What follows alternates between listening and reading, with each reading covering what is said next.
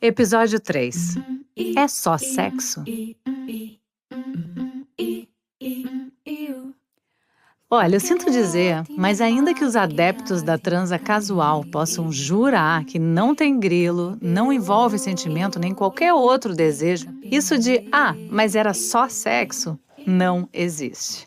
A verdade é que o ato carnal sempre vem acompanhado de um caminhão simbólico e atemporal, multicultural, recheado de prazeres nada óbvios, cartilhas silenciosas, medos, heranças, rezas, violências ocultas, culpas, disputas, fantasias mil.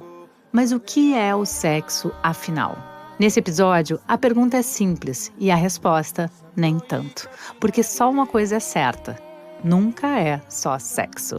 O que as pessoas fantasiam sexualmente e o que realmente botam em prática na cama costumam ser coisas bem diferentes. E nesse espaço entre o desejo e a ação habitam séculos de códigos, símbolos e expectativas. No Ocidente, o sexo foi enquadrado por 3 grandes paradigmas, ou seja, formas de entender, organizar e controlar o desejo que, de tão repetidas, acabaram parecendo naturais. Primeiro veio o paradigma religioso, com a pretensão da igreja de regular o comportamento sexual, reduzindo o sexo à procriação e ao casamento. Depois, o paradigma médico, uma verdadeira apelação à biologia a fim de classificar o que pode ser considerado normal e o que se resume a desvio de conduta. E, por fim, o paradigma social, que desafia aquelas oposições rígidas do tipo: é culpa da genética ou é da cultura? Vem da natureza ou foi aprendido? É sexo ou é gênero? Mostrando como a sexualidade se tornou um campo de disputa cercado por normas e vigilância, além de muita manipulação. Cada um desses paradigmas segue nos influenciando. E hoje, a gente vai ter experts de peso por aqui, mostrando como essas ideias impactam na hora H.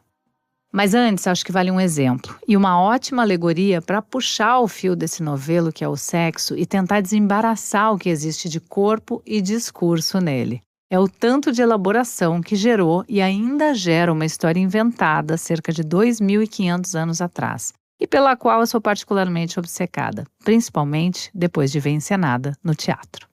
Escrita pelo dramaturgo Sófocles na Grécia Antiga, a tragédia de Édipo narra um único dia decisivo na vida dele, que era o rei da cidade de Tebas, ao norte de Atenas. Na peça, o rei Édipo descobre que, ao longo de sua história, guiado por seus impulsos e sem se dar conta, matou seu pai ao confundi-lo com outro homem e se casou com sua própria mãe, também sem saber de quem se tratava, cumprindo assim uma profecia originada quando ele ainda era um bebê. A revelação de Édipo o leva do auge do poder à ruína. O que a peça revela de forma desconcertante é que o desejo nos atravessa mesmo quando não sabemos quem somos ou o que queremos. É uma força que age por trás das escolhas, dos erros, dos encontros, antecede a razão, molda a nossa identidade e nos constitui mesmo quando não temos consciência dele. Desde a sua estreia nos palcos gregos, a tragédia de Édipo foi reencenada um sem número de vezes mundo afora e sempre provocou, no mínimo, inquietação por expor o desejo como uma força cega e determinante. Édipo Rei, o título traduzido para o português, já deu muito pano para manga nas reflexões sobre sexo. Sigmund Freud, o pai da psicanálise, transformou esse mito grego num pilar para sua teoria da sexualidade. Segundo Freud, a história do Édipo é metáfora para algo considerado universal, um desejo inconsciente que aparece na infância. Os meninos se apaixonam pela mãe e veem o pai como rival. Já as meninas desenvolvem um afeto especial pelo pai e uma tensão com a mãe. Daí o que Freud chamou de complexo de Édipo. E o modo como esse dilema se resolve ou não seria, segundo ele, essencial para o desenvolvimento emocional e sexual das crianças. É aí que elas começam a entender os paradigmas ou regrinhas da sociedade ocidental, o que não pode, quem pode desejar quem e como. Ou seja, o complexo de Édipo seria a porta de entrada para normas e valores morais que moldam o nosso desejo. 70 anos mais tarde, o filósofo e historiador francês Michel Foucault fez uma crítica radical a essa perspectiva, no primeiro volume do seu clássico A História da Sexualidade, de 1976. Foucault argumentou que o discurso psicanalítico, em vez de revelar uma verdade sobre o desejo, acabou virando uma ferramenta de disciplina para determinar o que é considerado normal, com foco, sobretudo, na manutenção da família e da heterossexualidade. Aquele roteiro pré-definido de que meninos gostam de meninas, vice-versa, casal margarina, aí vem os filhinhos e ponto final. Para o Foucault, a psicanálise não libertou o desejo como pretendia, mas, ao contrário, ajudou a controlar o sexo. Agora, não mais por um paradigma religioso ou médico-biológico via igreja ou Estado, mas dentro da própria casa, pela família. Bom, entre Freud e Foucault, e também depois, rolaram várias outras importantes reinterpretações que chamaram na chincha o Édipo freudiano. Ainda no campo da psicologia, Lacan, Melanie Klein, Winnicott e também da filosofia, por exemplo, com Gilles Deleuze e Félix Guattari. Mas aí já são outros carnavais.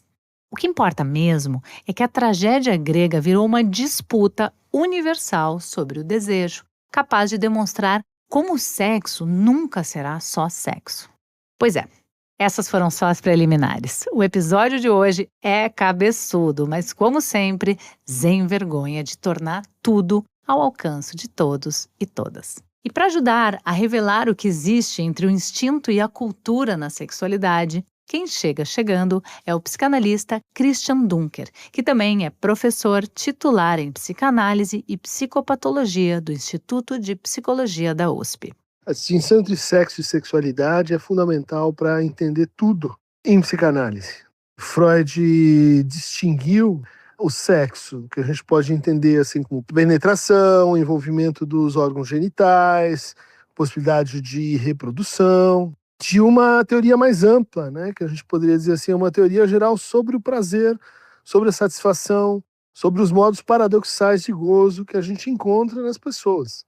Isso é uma revolução porque separa aquilo que seria da ordem do instinto, mais ou menos fixo, mais ou menos previsto do ponto de vista natural, da sexualidade como uma construção cultural também, ou seja, que depende da história daquele corpo, dos encontros daquele corpo, da forma como o sujeito interpreta esses encontros, a maneira como ele metaboliza subjetivamente as suas experiências de satisfação e de insatisfação, de prazer e de desprazer.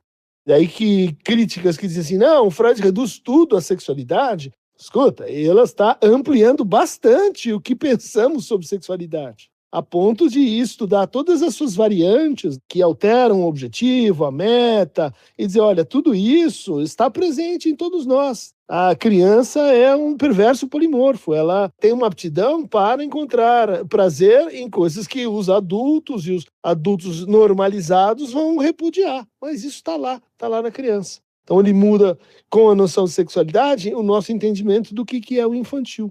Freud entende a sexualidade infantil como parte da constituição do sujeito humano e como uma parte que estava sendo assim negada ou suprimida no momento em que ele inicia suas teorizações, por volta de 1905. São os textos mais fundamentais, né, do Freud, trazendo essa nova concepção de sexualidade, em que assim, a sexualidade ela se apoia no que seria o registro, né, mais corporal ou natural. Existe muita resistência a aceitar isso, justamente porque, e o Freud, de certa forma, mobiliza a sua teoria para ajudar a gente a entender isso também, porque faz parte da nossa cultura, das nossas sociedades, principalmente das sociedades ocidentais, ter uma relação de negação com relação à sexualidade. Essa negação se dá de diferentes maneiras, né? Por recalque, por repressão, por negação, enfim. E essas diferentes maneiras de negar vão ser importantes, inclusive para a gente pensar atitudes diferenciais, né, do sujeito humano diante do seu desejo. Um segundo motivo para aceitar essa hipótese, recusar essa hipótese, ou para o fato dela levantar tanta resistência, é um fenômeno descrito pelo Freud e confirmado pela intuição e pela experiência neurocientífica contemporânea, de que existe uma amnésia sobre os primeiros momentos de nossa vida. Nós simplesmente nós não lembramos com perfeição, nós não lembramos com os mesmos detalhes, nós não lembramos com a mesma amplitude daquilo que está no início da nossa vida. Isso, vamos dizer assim, tem que ver também com o fato de que a gente não quer que as nossas crianças saiam por aí falando sobre a sexualidade, praticando a sexualidade fora da norma. Então é a norma, essa instância, que vai favorecendo um processo, vamos dizer, entre aspas, né, já esperado, de negação da cultura e de negação que vai sendo assimilada pelo próprio sujeito. A criança ela vai crescendo quando ela aprende que ela não pode fazer certas coisas em público, que ela tem que usar o banheiro para fazer outras coisas, que ela tem uma intimidade, que tem coisas que ela faz consigo, mas ela não faz em público, ou ela não deve deixar que os outros façam com ela. Ou seja, é todo um conjunto, né, de restrições que a gente vai transmitindo para as nossas crianças. E daí vem uma teoria e diz, olha, no fundo nós estamos nos recalcando através delas e transmitindo a cultura entendida como também um recalcamento ou uma deformação das expressões de sexualidade mais diretas e mais infantis. Ou seja, a psicanálise levou a sério algo que muita gente até hoje evita encarar. O desejo começa cedo. Como a gente viu no episódio passado, nessa cronologia sexual que está começando aqui nos Envergonha, criança sente prazer no corpo de jeitos múltiplos. E não porque ela já pense em sexo, longe disso, mas porque o corpo é, desde sempre, um território de descobertas. Por isso, Freud chamou a criança de perverso polimorfo, como o Dunker trouxe aqui.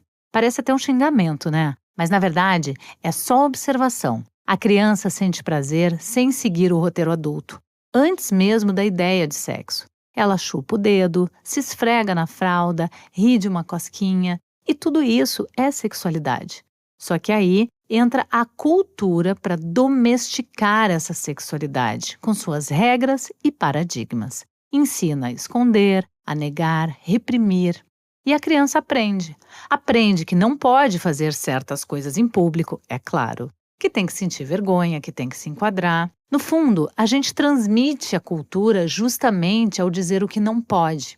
E isso, claro, molda tudo o que a gente chama de desejo. E é aí que mora um desafio enorme. Como transmitir essas regras de boa convivência, esses limites culturais, sem que isso se torne só repressão? Não é, Dunker? Que é o grande problema desde sempre, né? Como produzir espaços de intimidade, como dizer para a criança isso não, como dizer para o adulto que isso não com a criança, quando que é aceitável, né, que a criança então comece a fazer os seus próprios experimentos, né, com a retomada da sexualidade na adolescência. Tudo isso é extremamente variável do ponto de vista antropológico. Está sujeito a ritos de passagem, está sujeito a expectativas sociais que mudam tremendamente de época para época. E, portanto, recolocam a cada vez como é que a gente reprime. Então, a verdadeira pergunta, a boa pergunta, não é assim, reprimir ou deixar assim a criança em estado de natureza e liberdade, que no fundo é bastante desleal e cruel, porque esse estado não existe, né? Não é dado. As crianças vão para a escola, as crianças falam com outras crianças, existem outras famílias, existe a sociedade, então não há, a diferença não é entre a família e a sua pureza natural e a sociedade que a corrompe. Mas um processo de repressão que envolve sociedade e família. E que, inclusive, tem momentos críticos e decisivos nessa passagem, em que a criança vai aprendendo que, por exemplo, certas práticas da sexualidade devem ser feitas fora da família e quando você crescer, com alguém que você goste, com alguém que você queira, alguém que você, então, escolha livremente. Olha a quantidade de contrantes, né, de limitantes, no fundo, que a gente está pondo e transmitindo. Alguns desses a gente diz, olha, parecem assim razoáveis para o nosso momento. Outros vão parecer anacrônicos. Outros vão se impor, por exemplo, pela violência. E daí vão associar a sexualidade com a violência, ou vão associar a sexualidade com a culpa, ou vão associar a sexualidade com a vergonha, ou com o nojo, né, com a sujeira, ou com algo que, vamos dizer assim, por si só contraria aquilo que a gente espera de uma pessoa, ou seja, a maneira como a gente diz não, não agora, não isso, não assim, é que é decisiva nas práticas de educação, cuidado, controle, civilização, como a gente quiser chamar. Bom, fica claro então que no fim das contas o maior desafio nunca foi se deve haver repressão, mas como ela acontece. Porque é nisso que a gente ensina sem perceber o que é certo, o que é errado e até o que é sujo. Mesmo quando a gente fala de instintos ou desejos que parecem o mais natural possível, tudo passa por uma trama muito complexa, inclusive na elaboração psicanalítica. Digo isso porque me parece que, ao se levar tudo isso em conta, o complexo de Édipo na psicanálise também pode abrir mão dessa chamada normatividade heterossexual e moralista. Quero dizer, essa ideia de que só existe um jeito certo de se desejar, entre homem e mulher, dentro das regrinhas, com papel de gênero bem definido e sem sair da linha. Certo? O desejo humano é relação e conflito. Então, se a gente incluir nesse conflito o conflito entre natureza e cultura, a gente pode dizer, uma face do desejo é essa. Ele é justamente uma expressão do fato de que somos instintuais e culturais.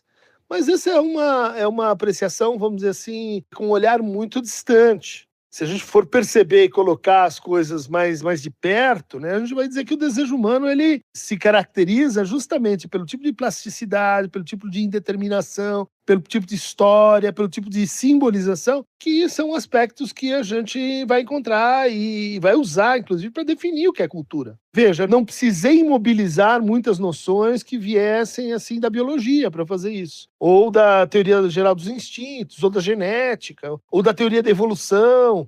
Posto, né, num quadro mais amplo, talvez até essas teorizações possam entrar na nossa contabilidade, mas o fato é que isso não é o léxico mais comum para a gente conseguir falar do que é o desejo. Então, há uma psicanálise mais conservadora, uma psicanálise mais progressista, a luta de classes dentro da psicanálise, há psicanálises que estão mais sensíveis, inclusive, aos movimentos das novas críticas, né, decoloniais, feminista, antirracista, anticapitalista, outros são mais clássicos. Existem conflitos entre os psicanalistas, existem disputas, existem modalidades de entendimento que são francamente diferentes, que são francamente opostas muitas vezes. Acho que como toda área sensível ao pensamento social, ao pensamento crítico, a gente vai ter essa oscilação.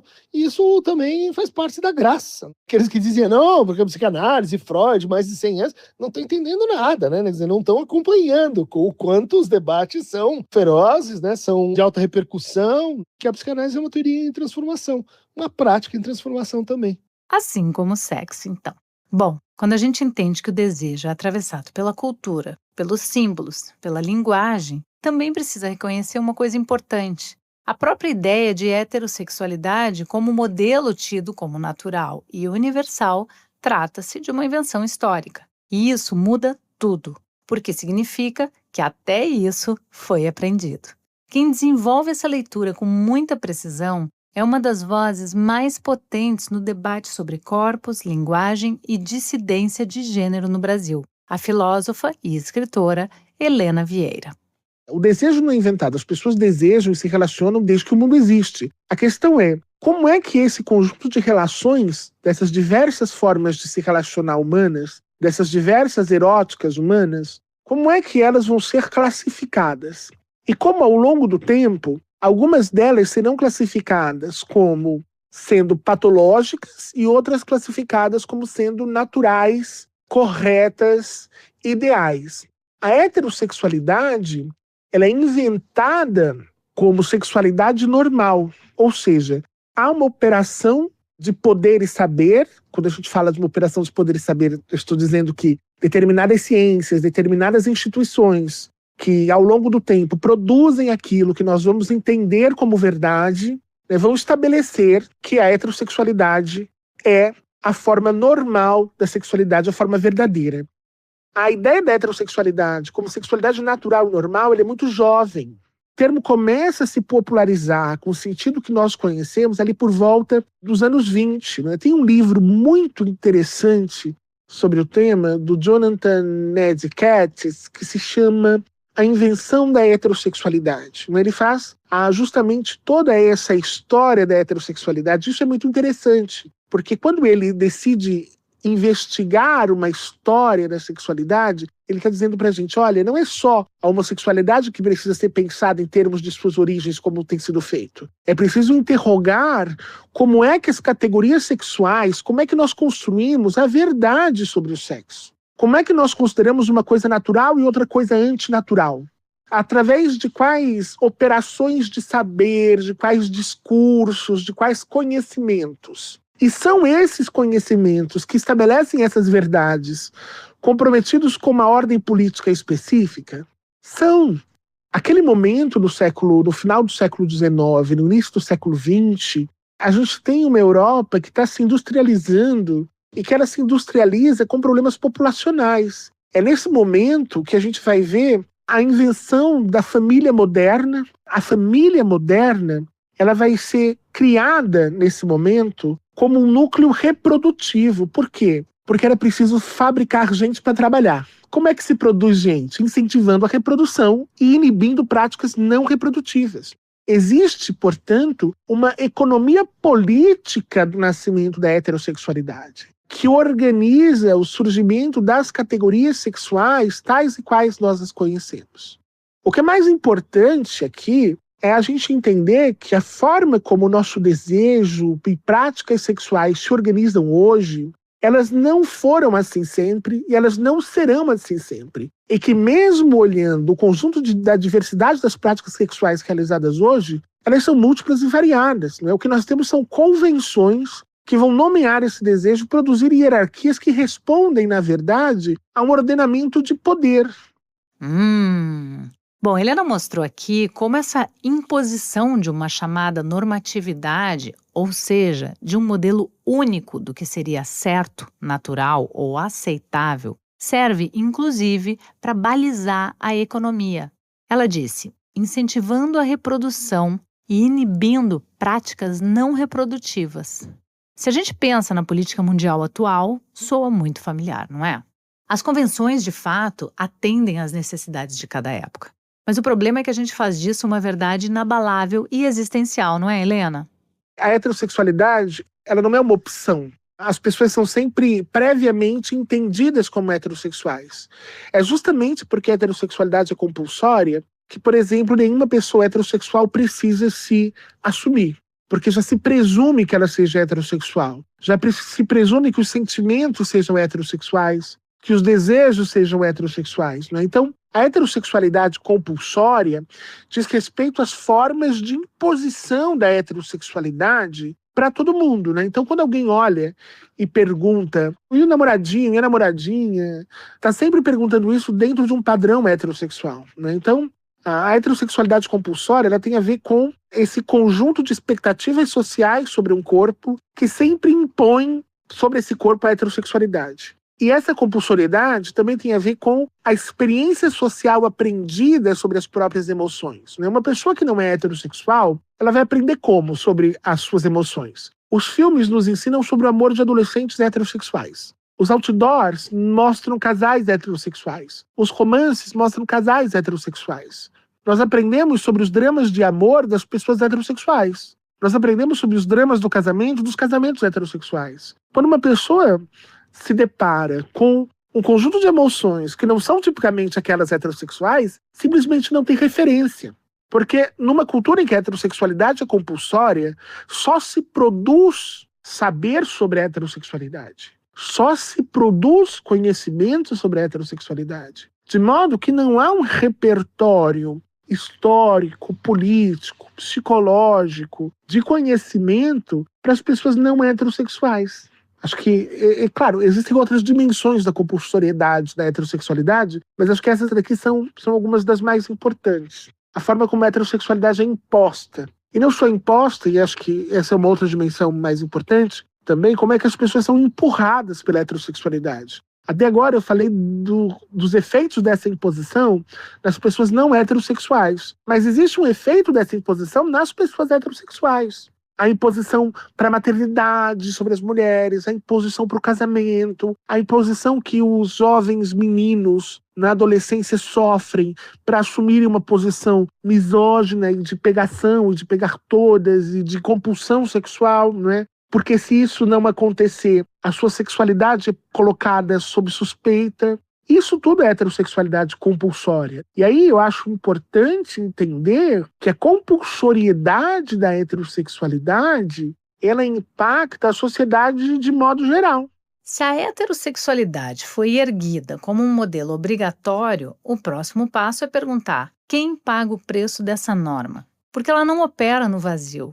Ela molda políticas, expectativas, punições, regras. E é aí que entra a Carla Rodrigues, professora da cadeira de Ética no Departamento de Filosofia da Universidade Federal do Rio de Janeiro. Ela conta como o sexo também funciona como ferramenta de controle social e como esse controle age com mais força sobre certos corpos. A atividade sexual feminina é uma questão moral, na medida em que as mulheres são reconhecidas como tais se não forem prostitutas. Já sobre os homens, recai a exigência da heterossexualidade. Eles só são reconhecidos como homem se exercerem a sua potência viril com o maior número possível de mulheres. Então, o que nós temos aí é uma contradição, porque essas mulheres cujos corpos devem estar disponíveis para que todos os homens possam se servir delas, são classificadas como vadias, mulheres fáceis, sem controle sobre a própria sexualidade e sobre a reprodução. Por isso, toda a regulação do exercício da sexualidade é uma forma de controlar o corpo das mulheres e dominar a reprodução. Quando a filósofa Judith Butler propôs a noção de performatividade de gênero no início dos anos 90, ela estava querendo demonstrar que aquilo que entendemos como normas naturais que determinam o comportamento de homens e mulheres, na verdade, dependem da repetição dessas normas ao longo do tempo e em diferentes lugares. Com isso, ela conseguiu demonstrar que não há fundamento biológico para definir aquilo que somos, abrindo aí uma pequena brecha de liberdade para que na repetição das normas sexuais e de gênero haja também a possibilidade de que essa repetição se dê de uma maneira um pouco diferente. Eu gosto de usar como exemplo um espetáculo teatral.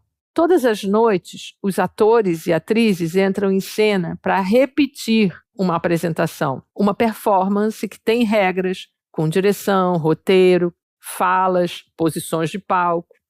E todas as noites, mesmo seguindo essas regras, o espetáculo é igual ao que foi normatizado e diferente ao mesmo tempo, porque a cada vez há algo que se diferencia nessa repetição. A performatividade de gênero é isso. Aprendemos a seguir as normas, a repeti-las, mas a cada vez que a repetimos, fazemos de maneira um pouco igual e um pouco diferente. Aprender que existe uma mínima diferença é também aprender que não somos destinadas a só repetir as normas de gênero e que, ao repeti-las, também estamos transgredindo um pouco essas normas, mesmo sem querer.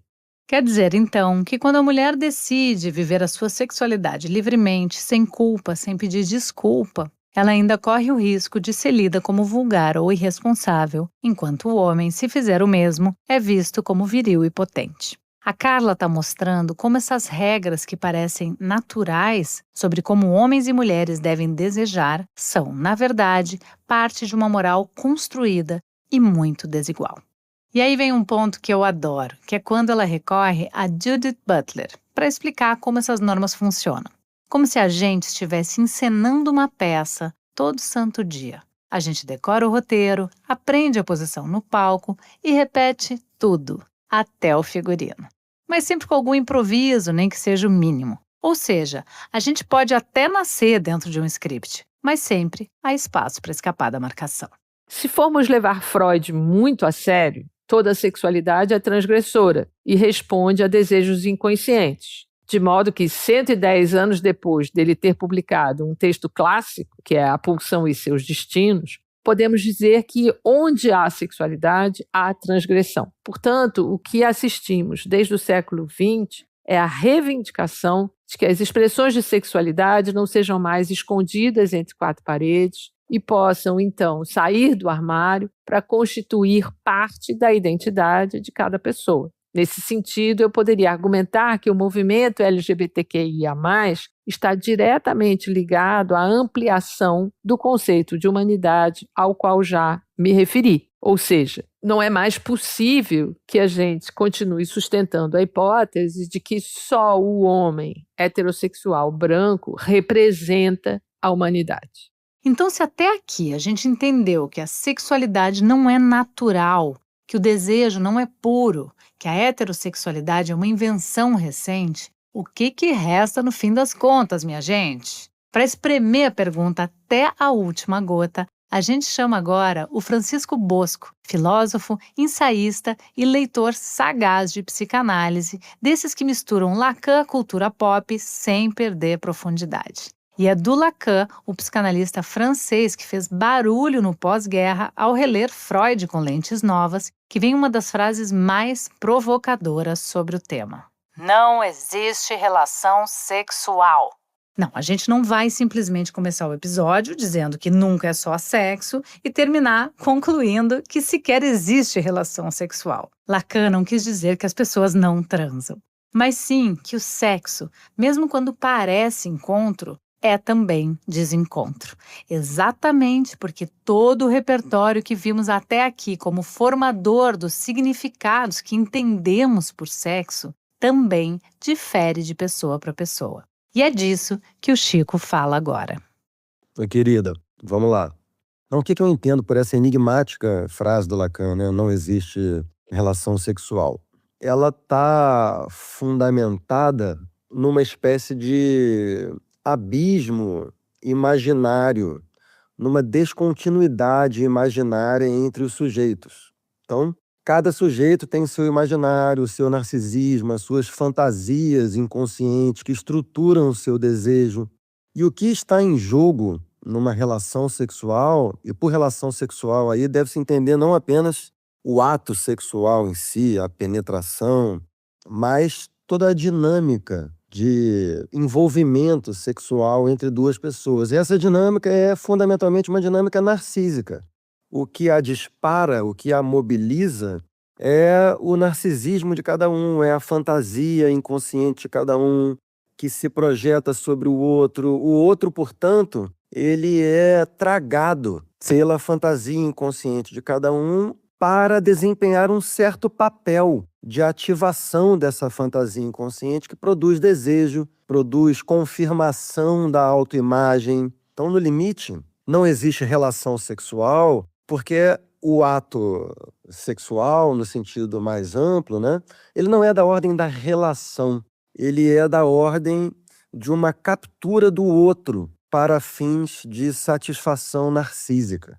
Essa questão me fez lembrar de um livro muito lido algumas décadas atrás, hoje está bem esquecido, assim, que é O Erotismo, do Georges Bataille. Bataille foi um grande ensaísta, bastante heterodoxo, assim, transdisciplinar ou indisciplinar, como eu costumo preferir qualificar os ensaístas. Autor de grandes livros, enfim, um grande autor. Quem está nos ouvindo aí e não conhece, recomendo muito ler o Bataille. E o Bataille via na experiência sexual uma espécie de utopia do que ele chama de continuidade. Ele começa o livro observando que tem toda a evolução da vida, desde as primeiras divisões celulares de seres simplérrimos. O que marca a evolução é justamente a divisão, uma célula que se divide, e que isso é muito fundamental na experiência humana, e de novo não só humana, né? Essa descontinuidade. Nós somos irremediavelmente, incontornavelmente descontínuos uns em relação aos outros. E o que está em jogo na experiência do erotismo, e aqui esse significante ele é ambíguo, né? Porque erotismo cabe nele tanto amor quanto sexualidade. E para ele, Bataille, o que está em jogo no erotismo é a utopia de superação da descontinuidade, que é uma promessa de fusão, de superação da descontinuidade, né? Uma fusão com o outro. Só que isso é realmente uma promessa e é uma ilusão. Não existe relação sexual, né? Então eu tenho para mim que o erotismo, a relação sexual, elas são fundamentalmente atos de linguagem, ainda que possa ser uma linguagem inconsciente, uma linguagem que estruturou o desejo que está na origem daquele erotismo, daquela relação sexual. Você pode não estar consciente dela, normalmente as pessoas não estão, mas o que está mobilizando aquele jogo é ainda uma linguagem inconsciente que faz com que o sujeito tenha um certo desejo, que o desejo dele se estruture de uma certa maneira. Isso é uma linguagem. Agora, é evidente que o erotismo, o ato sexual, eles têm uma dimensão também irredutível à linguagem, que é a dimensão da sensação mesmo, né? Isso também é uma coisa constitutiva do sexo. Tudo isso também está ligado a uma dimensão social, né? Sexo é poder. Sexo pode ser mobilizado para demonstrações públicas de poder do eu. Tudo isso está contido nas dinâmicas eróticas e sexuais. Então, sexo, no fundo, é um jogo de espelhos. A gente acha que está se conectando com o outro, mas muitas vezes só está encenando a própria fantasia. Cada um transa com o que imagina, mais do que com quem está ali. E como lembra o Batalha evocado pelo Chico, essa ideia de que o sexo cria a união total é bonita, porém ilusória. A pele toca, mas o desejo é linguagem. E linguagem, você sabe, também afasta. Bom, sexo é linguagem, projeção, performance, desejo e desencontro.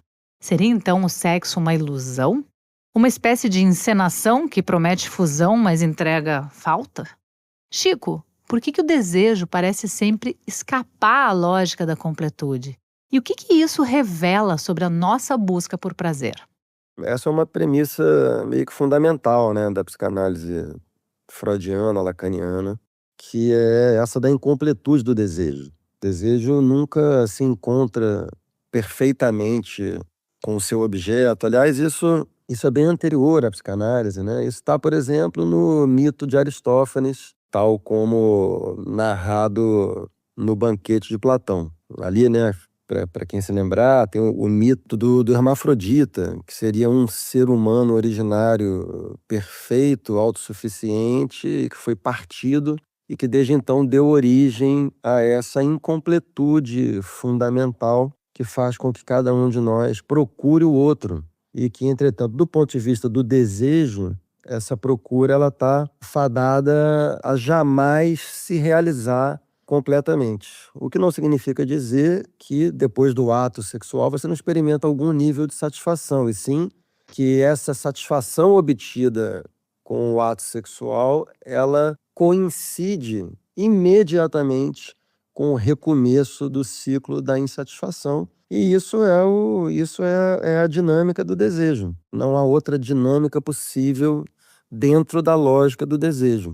O que se pode fazer do ponto de vista de estratégia existencial em relação a isso é tentar sair do campo do desejo, como algumas experiências de outras sociedades, sobretudo, assim, tentaram fazer. O budismo, por exemplo, é dessa ordem, ou algumas, digamos assim, algumas figuras do repertório das experiências culturais, antropologicamente falando, né? Penso aqui, por exemplo, nos sadhus indianos, que viviam fora da sociedade, né, como uma espécie de renúncia ao campo mundano e à circulação do desejo que o constitui. Sujeitos que conseguiram esvaziar o próprio eu, que esse esvaziamento do eu é um esvaziamento também do desejo, enquanto desejo individual, evidentemente, articulado com o desejo do outro, que é o desejo da cultura e tal.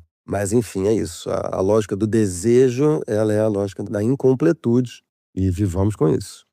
É isso. Se sexo nunca é só sexo, é também porque ele nunca se basta. Porque o que sentimos e deixamos de sentir está o tempo todo atravessado por história, linguagem, memória e falta. Ai, foi bom pra você? No próximo episódio, a gente avança mais na sexualidade. Entraremos na puberdade do tema. Um papo sobre excitação, repressão e autoimagem. Te espero aqui, Sem Vergonha. Até semana que vem. Tchau!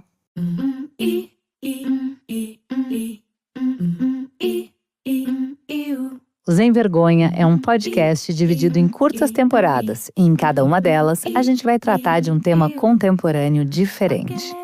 O assunto da vez é sexualidade. E você vem comigo pelos próximos episódios Sem Vergonha. Ficha técnica. Criação, Fernanda Lima. Roteiro, Fernanda Lima e Luísa Caram. Coordenação de roteiro, Bruna Bopp. Coordenação geral, Mel Mesquita. Assistência, Meire Beck. Produção, Bruno Porto e Raquel Alves. Música original, Lena Barrulli.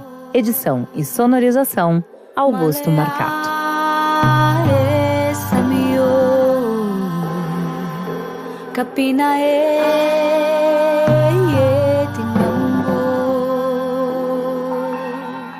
Malaya